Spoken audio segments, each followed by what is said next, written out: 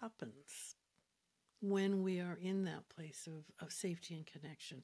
It's called the ventral vagal state, right? We're going to name it in whatever way we want, but the scientific name is ventral vagal.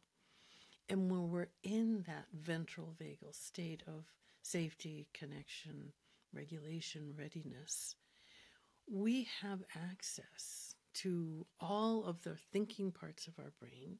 Our prefrontal cortex is working with us. It's a brain-body collaboration that happens here. We experience physical well-being, psychological balance. It's a place of ease. It's a place of joy. It's a place where possibilities and options emerge. It's a place where change can happen, where we can be compassionate. We can feel self-compassion. It's a place where we're truly anchored in curiosity.